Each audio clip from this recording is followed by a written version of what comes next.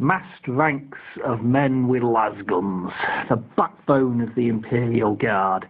And yes, I said it, Imperial Guard. That's what it's really called, and I can prove it. There's my codex, and I've corrected that dreadful misprint on the cover. Now, there's something about the lasgun that I like. It's humble, it's not terribly powerful, but it seems to make sense as a military weapon. A few moving parts to go wrong. Ammunition is self-charging, even providing you're careful with it, you'll never run out. So I like the humble lasgun. And I've decided that having lasguns that were only the size of for putting on a miniature wasn't good enough. I wanted to make something bigger. I started by producing a scale drawing of the lasgun model I was going to make. Now, there is source material that suggests the lasguns should be less than 1 meter long, but I rejected that because if you take that as true, then that would mean the actual Imperial Guard figures of people are only about 5 feet tall, and I didn't believe that was accurate. So I chose a length more than that, about 4 feet long. And produced a drawing to that length. Now, the figures are not in the correct proportion. They're done to look good on a table.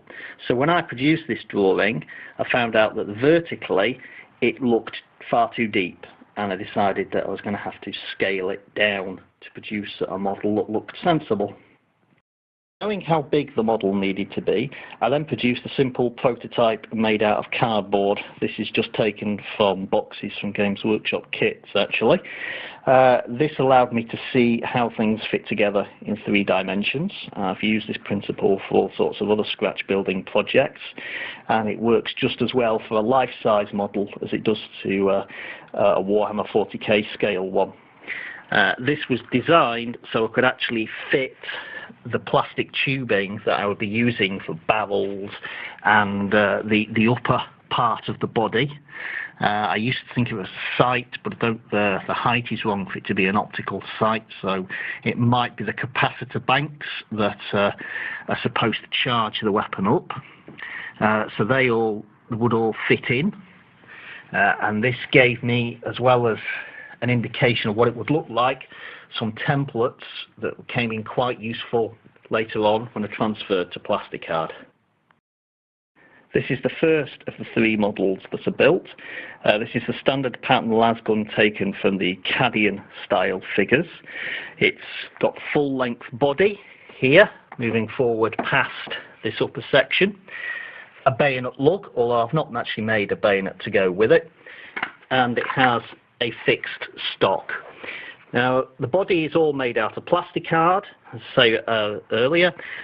Plastic tubing was used for the upper section and for the barrel.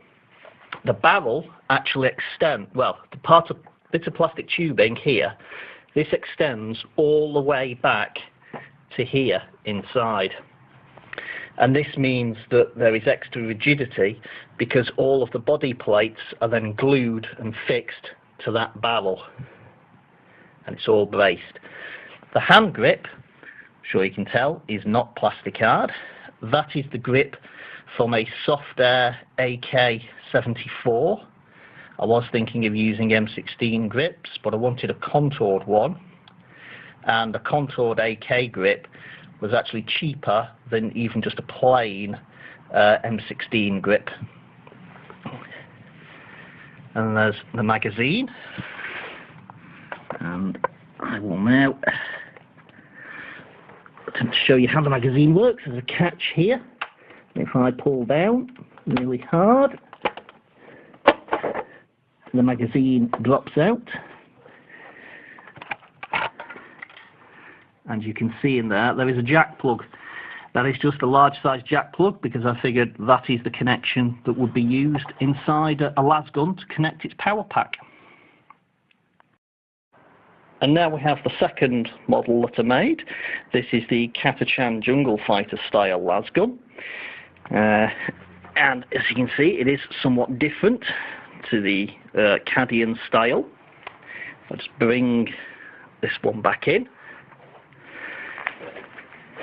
You can see they are the same overall length, and both have fixed stocks, but there is less bodywork here, and it lacks a bayonet lug, presumably because Catachans don't necessarily use bayonets when they've got a great big machete-style knife to use instead.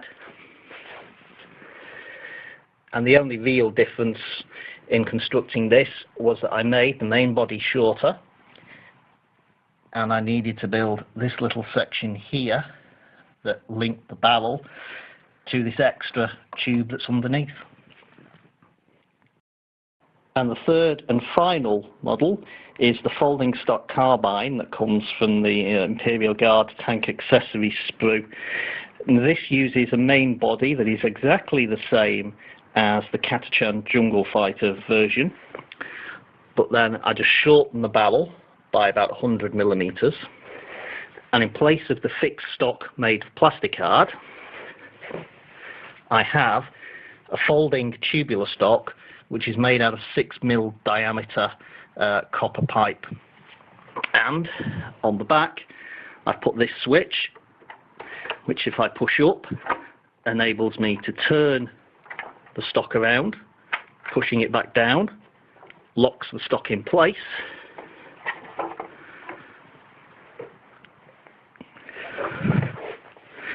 and as you can see, it then comes out to be about the same length as the full-sized rifle. So there we have three life-size models of lasguns, and just to give you an idea of the scale of them compared to a real-world weapon, I've got a Heckler & Koch G3 down underneath. That's a full-sized 7.62mm rifle, and you can see it's approximately the same size, which is no accident. That was the length I picked them to be when I did the scale drawing, and I think overall they've come out looking like that's how big they're supposed to be. Anyway, that's it for today. Sorry it took so long to get another video up. Thanks for watching. Bye.